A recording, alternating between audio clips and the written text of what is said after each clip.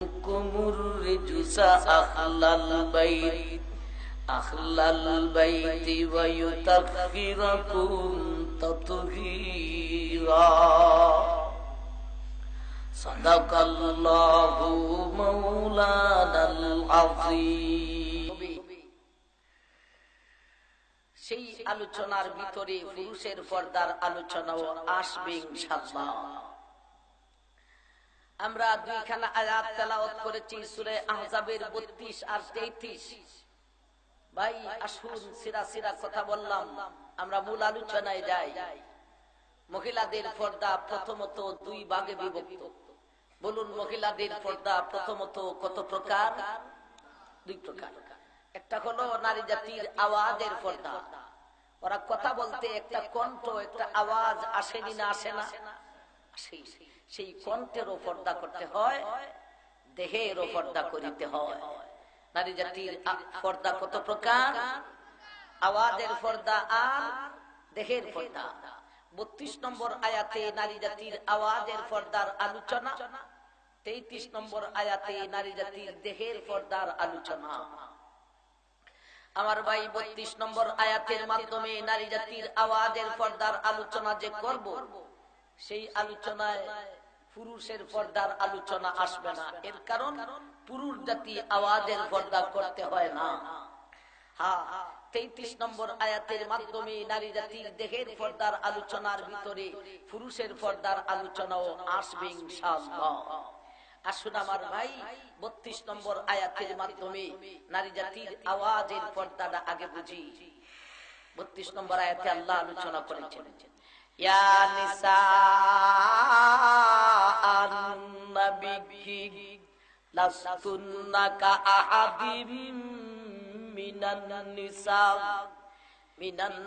নিসাই ইনিত্তাকাইতুন্না ফালা তাখুদানা বিল কওলি ফায়াতমাআল্লাযী ফী কলবিহি মারাদুন ওয়া কুলনা কাওলাম মারুফা।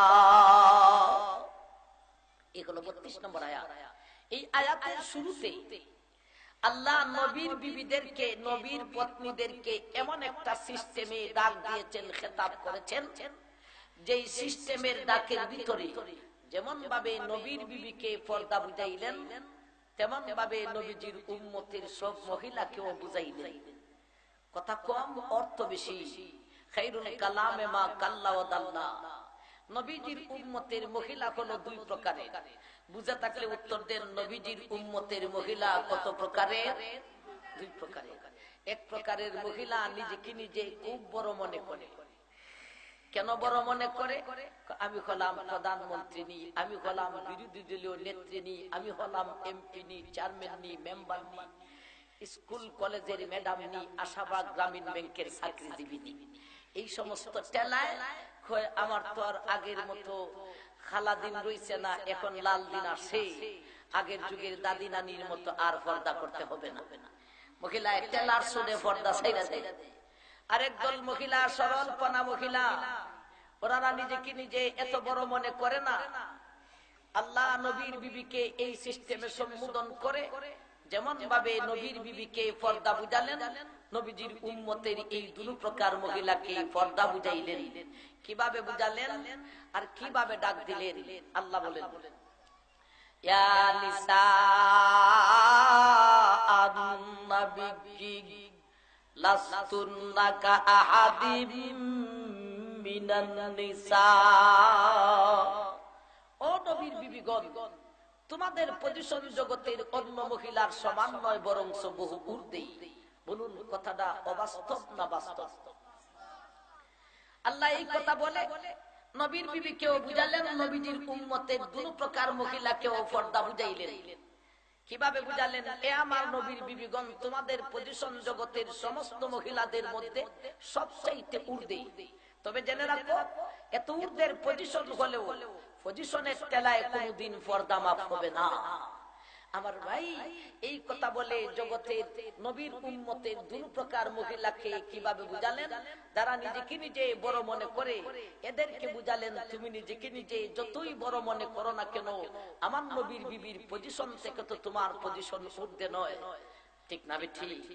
আমার নবীর বিবির পজিশন এত ঊর্ধ্বে থাকা সত্ত্বেও যদি পর্দা বিধান পালন করতে হলো, তুমি কোন পদওয়ালির ঘরের পদওয়ালি, তুমি কোন এমপি নির্গরের মন্ত্রী, তুমি কোন চেয়ারম্যান নির্গরের মেম্বার নি, তুমি কোন মাস্টার নির্গরের মাস্টার নি, তোমার আবার কোন ঠেলা দেখা দিলাইছে, ঠেলার সুদে পর্দা মাফ হবে? সরলপনা মহিলাকে বুঝালেন তো বড় সহজে। এ সরলপনা মহিলা, আমার নবীর বিবির পজিশন এত ঊর্ধ্বে থাকা সত্ত্বেও যদি পর্দা বিধান পালন করতে হলো, তোমরা কেন সেই বিধানের উপর আমল করবে না? আল্লাহ নবীর বিবিকে এই সিস্টেমে সম্বোধন করে জগতের সমস্ত মহিলাকে বুঝাইলেন। কি বুঝালেন? এরপরের শব্দতে যান।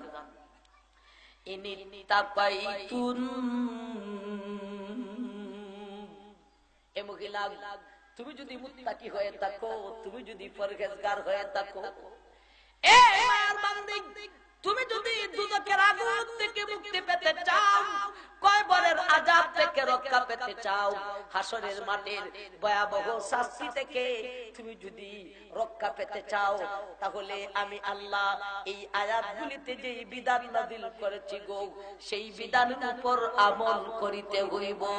এই বিধানগুলির মধ্যে একটা বিধান হলো পালা তাখদানা বিল কওল, মায়ার বান্দি গো, পুরুষ জাতির সঙ্গে কথা বলিতে আওয়াজের পর্দা করিতে হইব।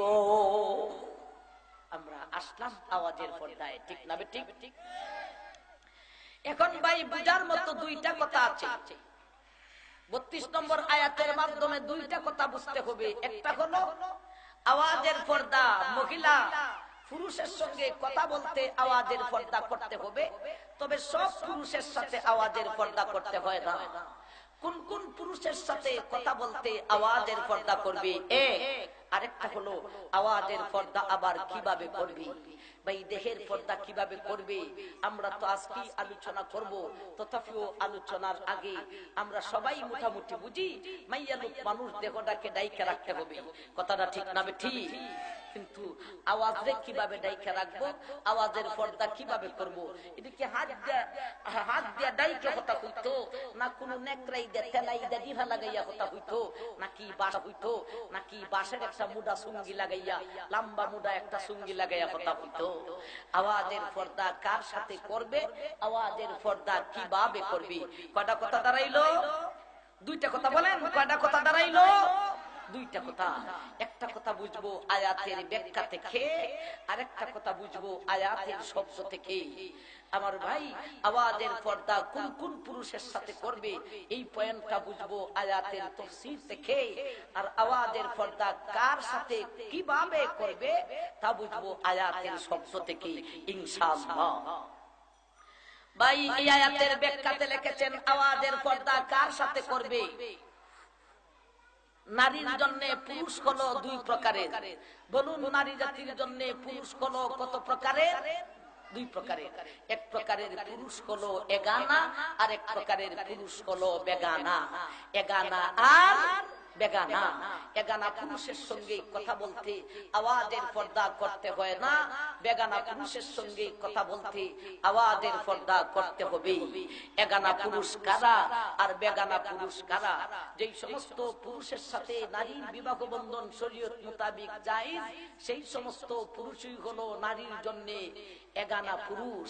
এদের সঙ্গে আওয়াজের পর্দা করতে হবে না।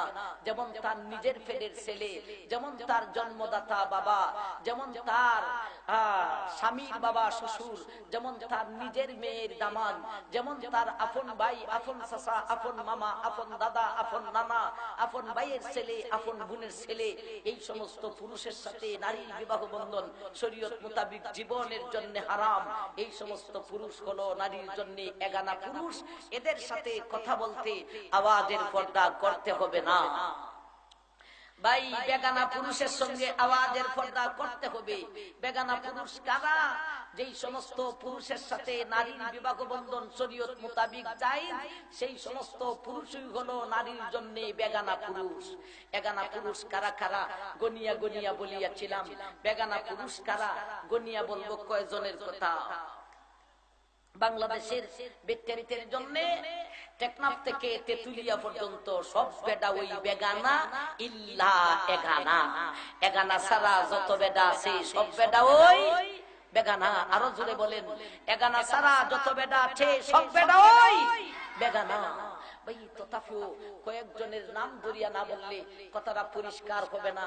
আপনারা বলুন তো দেখি, আমার ভাই শালির জন্য দুলা ভাই এগানা না বেগানা? আরো জোরে বলেন, এগানা না বেগানা? বেগানা। শালি দুলাভাইয়ের কাছে বিয়ে বসতে পারেনি না পারে না? পারে। তবে দেখেন আমার ভাইজান, শালি বড় আফাকে রাইখা বড় আফার স্বামী দুলাভাইয়ের কাছে যেন বিয়া বসতে যায় না। বড় আফা মারা গেলে বড় আফার স্বামী দুলাভাইয়ের কাছে শালি বিয়ে বসতে পারেনি না পারে না? আরে তাহলে শালির জন্য দুলাভাই এগানা না বেগানা? বেগানা। এখন বলেন বাবির জন্য দেবর এগানা না বেগানা? বেগানা। আরো জুড়ে বলেন, এগানা না বেগানা? বেগানা। ভাই বাবি দেবরের কাছে বিয়ে বসতে পারেনি না পারে না? আরো জুড়ে বলেন, কথা আসতে বলেন কেন ভাই? বাবি দেবরের কাছে বিয়ে বসতে পারেনি না পারে না? পারে। তবে দেখেন বাবির স্বামীকে রাইখা যেন দেবরের কাছে বিয়ে বসতে যায় না। বাবির স্বামী মারা গেলে বাবি দেবরের কাছে বিয়ে বসতে পারেনি না পারে না? এগুলি আমাদের মধ্যে অহরহ ঘটনা ঘটেনি না ঘটে না? তাইলে শালির জন্য দুলাভাই এগানা না বেগানা? বেগানা। আমার ভাই চাচাতো বোনের জন্য চাচাতো ভাই এগানা না বেগানা? বেগানা।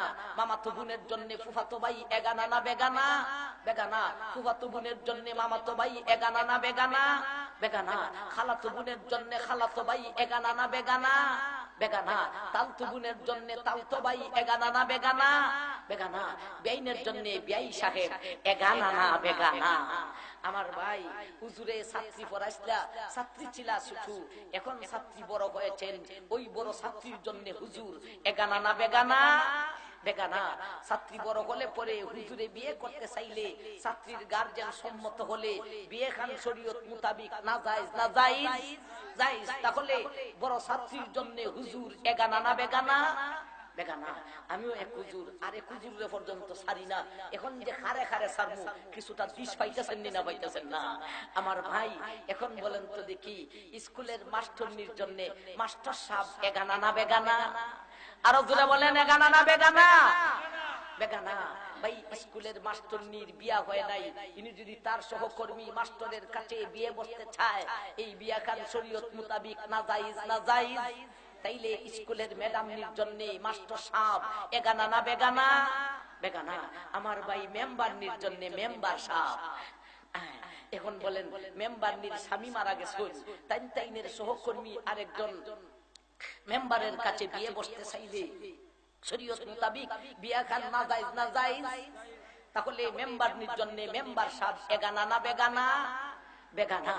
আমার ভাই এমপি মহিলার জন্য এমপি বেডা এমপি পুরুষ এগানা না বেগানা? আরো জোরে বলেন, এগানা না বেগানা? বেগানা। আমার ভাই বেটেন মুড়ি দিছেন পীর সাহেবের কাছে। এখন বলুন তো দেখি, পীর সাহেবের জন্য মুরিদ মহিলা, মুরিদ মহিলার জন্য পীর সাহেব এগানা না বেগানা? বেগানা। আমার ভাই এখন বলুন, কোন পীর সাহেব যদি মুরিদ মহিলা দিয়া আমার ভাই পর্দা করবে দূরের কথা, মুরিদ মহিলা দিয়া মাথার মধ্যে তেল লাগাই আর টেন্টি হাইন, তাই পীর সাহেব না অন্য কিছু? আরো জোরে বলেন, পীর সাহেব না অন্য কিছু? অন্য কিছু। আমার ভাই এই হলো বেগানার গোষ্ঠী। বেগানা পুরুষের সাথে মহিলা কথা বলতে আওয়াজের পর্দা করতে হবে। একটা পয়েন্ট বুঝলাম। এখন আসুন আওয়াজের পর্দা কিভাবে করবে আমরা আয়াতের শব্দের মাধ্যমে বুঝব। আল্লাহ বলেছেন আয়াতে, ফালা তাখুদান বিল কওলি ফায়াতমা আল্লাযী ফী কলবিহি মারাদুন ওয়া কুলনা কাওলাম মারুফা। সঙ্গে কথা বলিতে আওয়াজের পর্দা করিতে হইবে গো। আওয়াজের পর্দা কিভাবে করবে? হাত দিয়া ডাকিয়া, না নেকড়াই দাদিফা লাগাইয়া, নাকি সুঙ্গি লাগাইয়া? না গো না, এইভাবে নয়।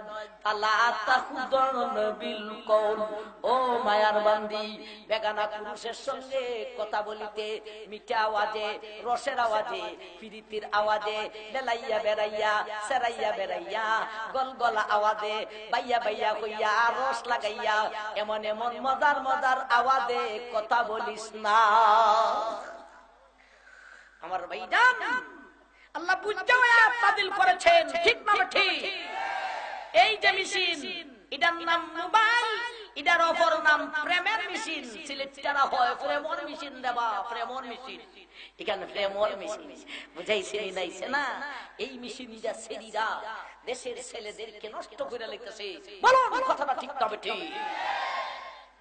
আমার ভাইজান, আওয়াজের পর্দা কিভাবে করতে হবে? মিঠা আওয়াজ সারিয়া, ঠিক না ঠিক? এখন আমরা তো বুঝি এর মফহুমে মুখালিফ, উল্লাদা কর্কশ আওয়াজে কথা বলবে, অথচ আয়াতের এই আয়াতের শেষ অংশে আল্লাহ সেইটাও নিষেধ করেছেন। আল্লাহ বলেন, ওয়াকুলনা কাওলাম মারুফা। আল্লাহ বলেন, এ মায়ার বান্দি, তুমি বেগানা পুরুষের সঙ্গে মিঠা আওয়াজে কথা বলিও না, রসের আওয়াজে কথা বলিও না, প্রীতির আওয়াজে কথা বলিও না। তাই বলে তুমি তার সঙ্গে দুর্ব্যবহার করিও না। বলতে এই অংশের ব্যাখ্যায় লিখেছেন, মায়ার বান্দি গো, তুমি বেগানা পুরুষের সঙ্গে যেমন ভাবে মিঠা আওয়াজে কথা বলা নিষেধ, তেমন ভাবে পুরোপুরি কর্কশ আওয়াজেও কথা বলা নিষেধ। মিঠাও নিষেধ, পুরাপুরি কর্কশ নিষেধ। ও আল্লাহ, তাহলে বেগানা মহিলায় একটা বেগানা পুরুষের সঙ্গে কথা বলার প্রয়োজন হলে সে কি কথা বলতেই পারবে না? বিষয়টা আসলে এই রকম নয়। আমার ভাই বলতে পারবে, বলার সুরত আছে। এখানে 7টা সুরত আছে, 7টা থেকে 3টাকে বাদ দিতে হবে, একটাকে রাখলে আওয়াজের পর্দা হবে। 7টা সুরত কি? সামান্যতম মিঠা আওয়াজ, পুরাপুরি মিঠা আওয়াজ। মিঠার ভিতরে কয়টা হইল? 2টা। পুরোপুরি কর্কশ আওয়াজ, সামান্যতম কর্কশ আওয়াজ। কর্কশের ভিতরে কয়টা হইল? 2টা। মিঠা আওয়াজ সামান্য বাদ, মিঠা আওয়াজ পুরোপুরি বাদ। অর্থাৎ এটারে কয় কুল্লে তায়বাদ। মিঠা আওয়াজ কুল্লে তায়বাদ, কর্কশ আওয়াজ পুরোপুরি বাদ। তাইলে বাকি রইল কি? সামান্যতম কর্কশ আওয়াজে কথা বলবে, এই খালি আঙ্গুলি বাকি রইল, ঠিক না ঠিক? আমার ভাইজান, মিঠা আওয়াজ সামান্য বাদ, মিঠা আওয়াজ পুরোপুরি আওয়াজ করলে তাই বাদ, কর্কশ আওয়াজ পুরোপুরি বাদ। তাইলে বাদ হইল কয়টা? 3টা। বলেন বাদ হইল কয়টা? 3টা। রইল একটা, সামান্যতম কর্কশ আওয়াজে কথা বলতে হইব। এই হলো ভাই আওয়াজের পর্দা, এই হলো আল্লাহর বিধান। আমার ভাই একবার সুবহানাল্লাহ। কোথায় জগতের মহিলা আর কোথায় আল্লাহর বিধান? আল্লাহ আওয়াজে পর্যন্ত 2টা ফেলেছেন।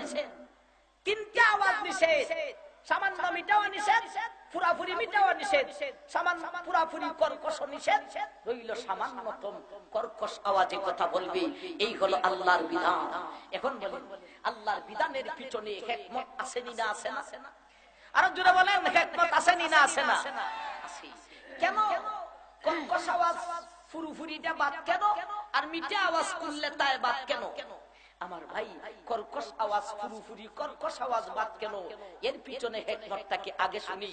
আয়াতের শেষ অংশের ব্যাখ্যাতে তাফসীর ওয়ালায় লিখেছেন, ওয়াকুলনা কাওলাম মারুফা। এবং এর ব্যাখ্যায় লিখেছেন, এ মহিলা, এ আল্লাহর বান্দী, তুমি যদি বেগানা পুরুষের সঙ্গে পুরোপুরি কর্কশ আওয়াজে কথা বলো গো, তোমারই কর্কশ আওয়াজটা শুনিয়া লোকটার মনে কষ্ট যাইব।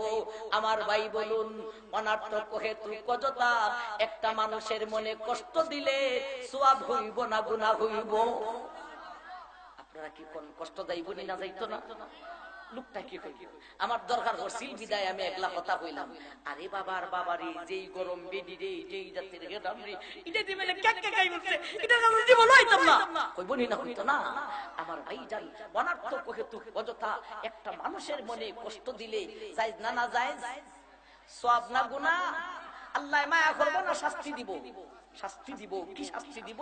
সূরাতুল বুরুজের এক আয়াত থেকে শুনুন। এক আয়াত আল্লাহ বলেছেন, ইন্নাল্লাযীনা ফাতানুল মুমিনিনা ওয়াল মুমিনাত ওয়াল মুমিনাতি সুম্মা লাম ইয়াতুবু ফালাহুম আযাবু জাহান্নামা ওয়া লাহুম আযাবুল হারিক। আল্লাহ বলেন, এই জগতের মানুষ একজন মুসলমান নর বা নারীর মনে যদি তুমি কষ্ট দেও রে, এই অপরাধের শাস্তি আমি আল্লাহ তোরে দুদকের আগুন দিয়া জ্বালাইব। দুদকের আগুন দিয়া জ্বালাইব। এজন্য ফুরুফুরি কর্কশ আওয়াজে কথা বলা নিষেধ। এখন মিঠা আওয়াজ নিষেধ কেন? মিঠা আওয়াজ সামান্য নিষেধ, মিঠা আওয়াজ ফুরুফুরিও নিষেধ, মিঠা আওয়াজ করলে তাই নিষেধ। এর কারণটা কি? আয়াতের শব্দটি আছে। আল্লাহ বলেন, ফালা তাখুদান বিল কওল ফায়াতমা আল্লাযী ফি কলবিহি মারাদুন ওয়া কুলনা কওলাম মারুফা। এ মায়ার বান্দি, তুমি যদি বেগানা পুরুষের সঙ্গে মিঠা আওয়াজে, রসের আওয়াজে, ফিরিতির আওয়াজে, গলগলা আওয়াজে, লেলাইয়া বেড়াইয়া, সেরাইয়া বেড়াইয়া, বাইয়া বাইয়া কইয়া, রস লাগাইয়া, এমন আওয়াজে তুমি যদি কথা বলো গো, যে এই লোকটার সঙ্গে কথা বললে এই লোকের মনে যদি এই জাতীয় বেমার থাকে গো, আরে আরেকজনের মনে এই জাতীয় বেমার আছে না নাই তোমার তো জানা নাই, যদি তার মনে এই জাতীয় বেমার থাকে গো, এর বান্দি তোমার ওই লোকটার মনে যদি এ জাতীয় বেমার থাকে গো, তোমার মিঠা আওয়াজ কান শুনিয়া, লেনানি খান শুনিয়া, রসের আওয়াজ কান শুনিয়া, বাইয়া বাইয়া খান শুনিয়া, এই লোকটায় তোমার প্রতি লিপ্সা করিয়া লইব। ইসলামী মহাসম্মেলন সিরাজুল ইসলাম সাহেব, আপনারা কি করি, লিপ্সা করবনি না করতো না? আরো দূরে বলেন, লিপ্সা করবেনি না করবে না? করবে না কইরা লাইতাছে, কইরা লাইতাছে। কিছু কিছু ছেলেরা আছে আবার গুনাহ কইরা আবার অনেকে আরেকজনের কাছে গফ করে, আসেনি না? আছে না? কিছু কিছু ছেলেদের এই জাতের অভ্যাস আছে, ওরা তো গুনাহ আবার বাহাদুরির জন্য আরেকজনের কাছে গফ করে। গুনাহ কইরা গফ করা এর অর্থ হইল, আমি যে গুনাহটা করছি কাল কিয়ামতের দিন হাসরের মাঠে আল্লাহর কাছে তুই সাক্ষীটা দিস। বুঝছেন নি? গফ কইরে সিলেটে দুই ফুয়া বিলে গফ করে, কয় জানো তাইন তাইনে আমার সাথে অমলাহান মজার মজার মিঠা মিঠা আওয়াজে কথা, তাইন তাইনের আওয়াজটা শুনলই মনে হয় তাইন তাইনে আমারে লাইনটা দিবা দিবা বাপ, দিবা দিবা বাপ। নাউজুবিল্লাহি মিন যালিক। আমার ভাই লিপ্সা করব না কইরা লাইতেছে আমার ভাইজান। তাহলে কর্কশ আওয়াজে কথা বললে লোকটার মনে কষ্ট যাইব, আর মিঠা আওয়াজে কথা বললে লোকটার মনে তোমার প্রতি লিপ্সা যাইব। ঠিক না বেটি? আমার ভাইজান, কর্কশ আওয়াজে কথা, ফুরফুরি কর্কশে কথা বললে কষ্ট যাইব, আর মিঠা আওয়াজে লেলাইয়া রসের আওয়াজে কথা বললে এই সেরি লোকটায় তোর প্রতি লিপ্সা করবে। কষ্ট দেওয়ানো নিষেধ, মাইয়া মানুষ হইয়া তোমার প্রতি আরেক বেদারে আকৃষ্ট হরনো নিষেধ। বাকি রইল খালি আঙ্গুলি। সামান্যতম কর্কশ আওয়াজে কথা যদি বলো, লোকটার মনে কষ্ট যাবে না, লোকটার মনে তোমার প্রতি লিপ্সাও যাবে না। এই হলো আল্লাহর বিধানের পিছনে হিকমত। কোন কথাটা ঠিক না বেটি? এখন আসুন মহিলাদের পক্ষ থেকে প্রশ্ন, সব মহিলা না, ম্যাডাম মার্কা মহিলার প্রশ্ন। বুঝাইছে নি নাইছে না? যেন রূপ দেখাইয়া, গাল দেখাইয়া, টুট দেখাইয়া, নাক দেখাইয়া, মাথা দেখাইয়া, ব্লাউজের ডিজাইনে ফিডের অর্ধেক দেখা যায়, শাড়ি ফরিদানের ডিজাইনে তাইনের ফেডের সামরা হামদে এক দ্বারা তালাল, ইকান দে কোন বেডারা দেখাইবা দিশা বাইনা ম্যাডামের ঘরের ম্যাডাম। আমার ভাইজান, ম্যাডামের পক্ষ থেকে প্রশ্ন, ফুরুফুরি কর্কশ আওয়াজে লোকটার কথা বললে লোকটার মনে কষ্ট যাইব, এটা ঠিক আছে, এটা কাহারও কোনো প্রশ্ন নাই, কষ্ট দেওয়ার ঠিক না। কিন্তু মিঠা আওয়াজে কথা বললে লোকটায় আমার প্রতি লিপ্সা হোক, এটাই তো সমস্যা। আমার রূপ দেখি, আমার আওয়াজ শুনিয়া পরপুরুষ আমার প্রতি যদি লিপ্সা করে, না করতে থাকে অসুবিধাটা কি? দেখতে হয় অসুবিধাটা কি? লিপ্সা না করতে থাকে মেডামে যে প্রতিদিন রূপ দেখাইয়া রোদ গাতে হাতে বেটে তো চাই মাইলাতুল মুমিনাত, বেটে চাই বেটা পাগল হতো, বেটাও দেখে পাগল হয়, ঠিক না বেটি? আমার ভাইজান, এখন মহিলার পক্ষ থেকে ম্যাডামের পক্ষ থেকে প্রশ্ন হলো, আমার রূপ দেখিয়া আমার আওয়াজ শুনিয়া পরপুরুষ আমার প্রতি আকৃষ্ট হইল, কি হইল না হইতে থাকে? নাউযুবিল্লাহি মিন যালিক। এই আয়াতের ব্যাখ্যাতে লিখেছেন, তুমি মাইয়া মানুষ হইয়া রূপ দেখাইয়া আওয়াজ শুনিয়া যদি পরপুরুষ পাগল করিতে পারো, তাহলে তোমার উপর কয়টা গজব এখন শুনি। ইয়া নিসা আন-নবী লাস্তুন্না কাআহাদিম মিনান নিসাই ইনিত্তাকাইতুন্না ফালা তাখুদানা বিল কওলি ফায়াতমাআল্লাযী ফী কলবিহি মারাদুন ওয়া কুলনা কাওলাম মারুফা। এর ব্যাখ্যায় লিখেছেন, এই জগতের মহিলা, তুমি যদি রূপ দেখাইয়া আওয়াজ শুনে পরপুরুষ পাগল করিতে পারো গো, তাহলে তোমার উপর দুইটা গজব নাজিল হইব। বলুন আমার ভাই, বেডা পাগল করলে কয়টা গজব নাজিল হইব? দুইটা, একটা দুনিয়াতে আর একটা আখিরাতে। দুনিয়ার জগতের গজব হলো চরম পর্যায়ের অপমান, পরকালের জগতের গজব হলো দুজকের আগুন। বলুন দুনিয়াতে কোন গজব? মান্না অপমান। আর যারা বলেন মান্না অপমান, চরম পর্যায়ের অপমান। এই ম্যাডাম, তুমি যে রাস্তায় ঘাটে হাঁটো রূপ দেখাইয়া, তুমি তো মনে করো তোমার রূপ দেখাইতেছো, সৃষ্টিকর্তা মওলাই বলেন তুই হলে চরম পর্যায়ের অপমান। আর এই অপমানীরে দেখতে দেবে দা পাগল হয়, এটা হইল আরেক অপমান্যা। অপমানীরে দেখে আরেক অপমান্যা। কথাটা ঠিক না? ঠিক। আমার ভাইজান, রূপ দেখাইয়া আওয়াজ শুনিয়া পরপুরুষ পাগল করিলে দুনিয়ার জগতে অপমান, পরকালের জগতে দুজকের আগুন। পরকালের জগতে কি? আরো জোরে বলেন, পরকালের জগতে কি? দুজকের আগুন। কোন কোন মহল থেকে এই দুটা গজবের উপর আবার প্রশ্ন আছে, গজবের উপর প্রশ্ন। কয় রূপ দেখাইয়া আওয়াজ শুনিয়া পরপুরুষ পাগল করলে আমার অপমান কিভাবে? বেটে কয় না না, আমার তো আরো মান বাড়ে। বেটি দি বুঝি উল্টাটা।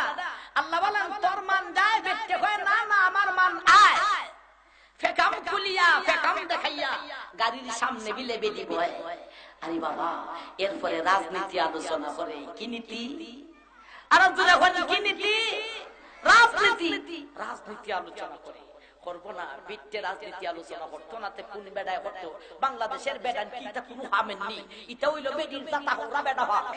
ভাই, আমার হতায় আমার উপরেও পড়তে পারে, আপনারা বেজার হইবেন। আমিও বাংলাদেশের মানুষ হই, ঠিক না বেটি? বাংলাদেশের বেড়া কেউ 4 দলের বেডির জাতা খায়, কেউ 14 দলের বেডির জাতা খায়। এটা বেডির জাতা হোরা বেড়া হল, বেডির জাতা খায়, বেডির তলে হইরা আবার নাচে। আরো জাতা দে, তুমিই বলো, তুমি কথাটা ঠিক না বেটি? কইলাম আমার ভাইজান। এরপরে বিলে বেটি আবার ফিরে ফিরে ডান দিকে বাম দিকে হানিয়ে হানিয়ে ফিস দিকে দেখে বেডা হলে তাইরে দেখে নিডা দেখে না। যত বেশি বেডা হলে পুলিশে দেখে, ফুলা ভাঙতে দেখে, এত বেশি বেশি খালি মনে মনে ফুলে আমি তো আর কম না। বেডা হলার ফুলা ভাঙ পাগল হইতে তো কম পাগল হইছে না। আল্লাহ বলেন তোর মান যায়, বিটতে হয় না না, আমার মান আয়। কথা হইল কি? যেই কারণে হইল অপমান, তাই কয় সেই কারণে তাই রইছে মান। এমন ব্যক্তিকে মান আর অপমান বুঝানো সহজ না কঠিন? একটা কঠিন ব্যাপার। কঠিনটারে কেমনে সহজ করতাম? আপনারা রামশ্রীর মানুষ, বাজার করেন কোথায়? বাজারের নাম বলেন। শাস্তাগঞ্জ। ও আল্লাহ, শাস্তাগঞ্জ বাজারে কলা বিক্রি হয়নি না? হয় না? বাকল সহ না সুলাইয়া? বাকল সহ। আমার ভাই সুলাইয়া বেচলে আপনারা খরিদ করবেন নি? আরে এটা কি মন, কেন খরিদ করবেন না? কলার বাকল কেউ খায় না, কলার সার খায়। সুলাইয়া বিক্রি করলে খরিদ করতেন না কেন? এটা তো ভালো হইছে।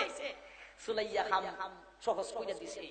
কিনতাম তে সুলাইতাম তে হাইতাম এটা তে একটা হোমে জায়গা খালি কিনো আর খাইলাও সুলাইল খোলার এক মাথায় দুই আঙ্গুল দিয়ে দুইটা মুখের মধ্যে লাগাইয়া জিভলার দিয়ে লাড়া লাড়া দিব আর দৌড় দিয়ে গট গড়াইয়া ভিতরে যাইবগা হুজুর যত যুক্তি হই দেন আমরা এত ব্যাকল না এত বেওকুফ না আমরা সুলাইল খোলা বাজার থেকে কিনতাম হুজুর বাজারে যদি খোলা সুলাইয়া নে তাহলে তো খোলা বাসি হইয়া যায় ঠিক না বেঠিক সোনারো গাতের বাগ এ রামসিরির ভাই কেমনে বুঝাইতাম কেমনে বলিতাম